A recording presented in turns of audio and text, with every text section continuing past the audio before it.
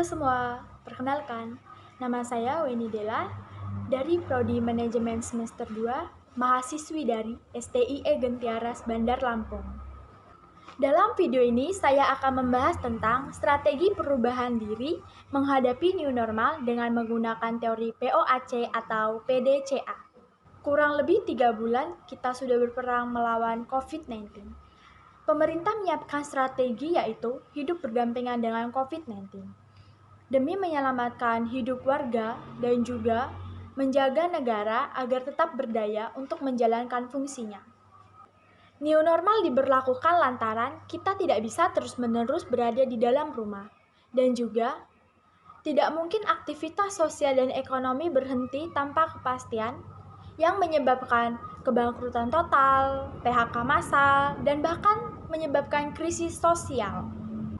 Kita akan memasuki fase new normal. Kita dapat bekerja, sekolah, beribadah, ataupun pergi ke kampus. Namun, ada perubahan baru dalam hidup kita, yaitu kesadaran diri kita untuk menjaga diri agar tidak tertular virus COVID-19 dan juga menjaga diri agar tidak tertular virus-virus ataupun bakteri lain yang dapat menyebabkan penyakit dalam diri kita. Selama new normal, aktivitas ekonomi dan publik diperbolehkan dengan syarat menggunakan protokol kesehatan yang telah ditetapkan secara lebih ketat dan disiplin. Penetapan new normal disebutkan sampai ada vaksin yang ditemukan. Oleh karena itu, saya akan mengungkapkan strategi perubahan diri saya sebagai mahasiswi dalam menjalankan new normal dengan menggunakan teori PDCA. Sebelum itu, saya akan terlebih dahulu menjelaskan teori tentang PDCA.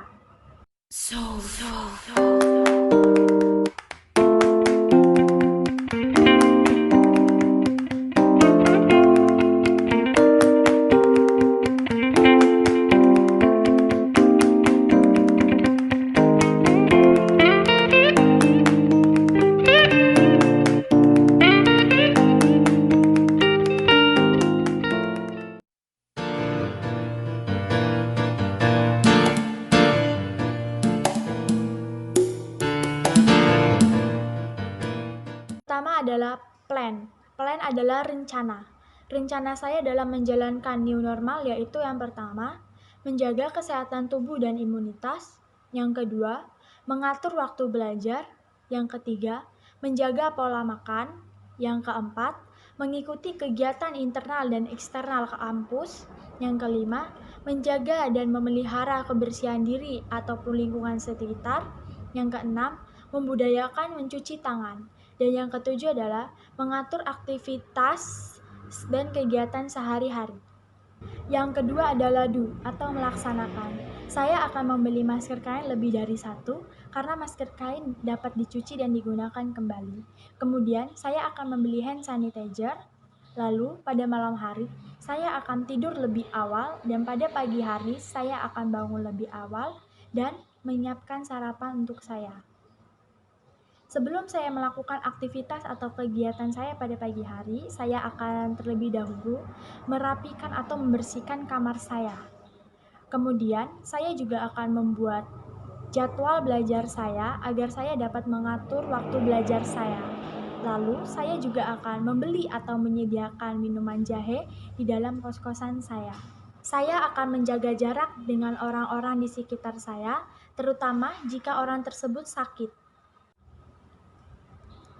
Saya juga akan menyediakan dan rajin meminum air putih. Lalu, saya juga akan mengurangi kegiatan dan aktivitas di luar rumah atau kos-kosan saya. Ketiga adalah cek atau menindaklanjuti. Saya akan membawa minum atau tumbler sendiri selama di kampus, karena tidak mungkin jika saya berbagi atau meminta kepada teman saya. Kemudian, saya juga akan membawa masker cadangan di dalam tas saya untuk menghindari hal-hal yang tidak diinginkan, seperti masker saya basah atau masker saya terjatuh dan kotor. Saya juga akan membawa wadah untuk masker yang telah saya gunakan, agar nantinya tidak mengontaminasi barang-barang yang ada di dalam tas saya. Terkadang bahan makanan saya habis dan juga tidak ada makanan, terpaksa saya harus keluar untuk membeli makanan. Di saat itu saya harus mengecek apakah makanan itu higienis dan juga bersih, karena hal tersebut akan mempengaruhi kesehatan saya. Yang keempat adalah action atau perbaikan. Saya akan mengikuti seminar online yang diadakan dalam via grup WA, Telegram, via Zoom, ataupun YouTube Live. Saya akan mengikuti seminar tersebut dengan catatan tidak mengganggu waktu istirahat, aktivitas, ataupun tugas-tugas saya. Oleh karena itu, saya harus mengecek dan benar-benar menjadwalkan kegiatan saya dan juga menjadwalkan waktu belajar saya. Ada kalanya saya akan pergi ke supermarket untuk membeli barang-barang kebutuhan sehari-hari saya seperti peralatan mandi. Sebelum saya pergi, saya akan menggunakan masker.